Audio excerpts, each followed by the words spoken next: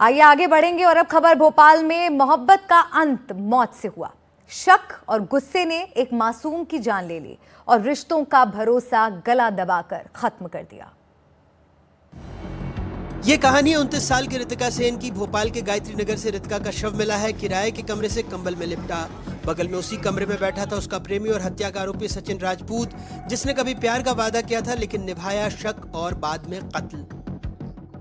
इसी घर में शुक्रवार को दोनों के बीच झगड़ा हुआ और सचिन ने रितिका का गुस्से में आकर गला घोंट दिया। उस वक्त उसे लगा कि वह सिर्फ बेहोश हुई है और सचिन घर से बाहर चला गया। अगले दिन रितिका नहीं उठी। सचिन अपने दोस्त अनुज के पास गया, शराब पी और नशे में कबूल कर बैठा, मैंने रितिका को मार दिया। दोस्त को यकीन नहीं हुआ, लेकिन जब होश में वही बात दोहराई, दोस्त ने पुलिस को फोन किया। सोमवार शाम पुलिस मौके पर पहुंची। दरवाजा खोला तो अंदर मौत थी और शव के पास बैठा था उसका कातिल। इनके बीच में थोड़ा सा डिस्प्यूट इस चीज़ को लेकर होने लगा कि इनका जो बॉस है रितिका का, उससे ये बात करती हैं, तो इस चीज़ को लेकर उनके मन में शक सुबह ज़्यादा आ गया और इनका झगड़ा 27 तारीख को ज़्यादा बढ़ गया, जिसकी वजह से इनमें हाथापाई होने लगी और इन्होंने उनका गला दबा दिया, जिससे उनकी मौत हो। पुलिस जांच में सामने आया, सचिन पहले से शादीशुदा और पत्नी से विवाद के चलते तलाक का केस चल रहा था। रितिका और सचिन की मुलाकात ई रिक्शा एजेंसी में हुई थी, जिसे सचिन चलाता था। एजेंसी बंद हुई तो रितिका प्राइवेट नौकरी करने लगी।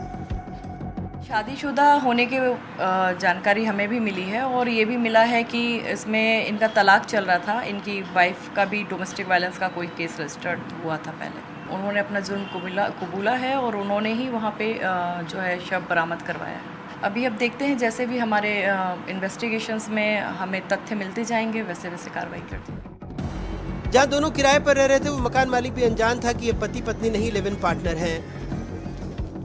8-9 महीने से रह रहे थे, हस्बैंड वाइफ बोल के रह रहे थे। तो उनका टाइमिंग ही ऐसा था कि वो दोनों जॉब पे रहते थे और रात में ही आते थे ज़्यादातर। और मेरी उनकी मुलाकात बहुत कम हो आती थी, ना घर वालों की हो पाती थी।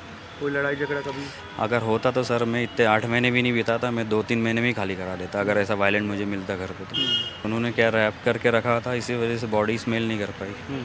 अगर ऐसा कुछ होता तो पता चल सकता था। मुझे पुलिस के थ्रू ही पता चला था। रिश्ते जब भरोसे की जगह शक से भर जाएं तो अंजाम ऐसा ही होता है, दुखद और खौफनाक। भोपाल पुलिस ने आरोपी को गिरफ्तार कर लिया है, लेकिन रितिका अब कभी वापस नहीं आएगी। भोपाल से कैमरा पर्सन राजू बाथम के साथ आकाश द्विवेदी, एनडीटीवी।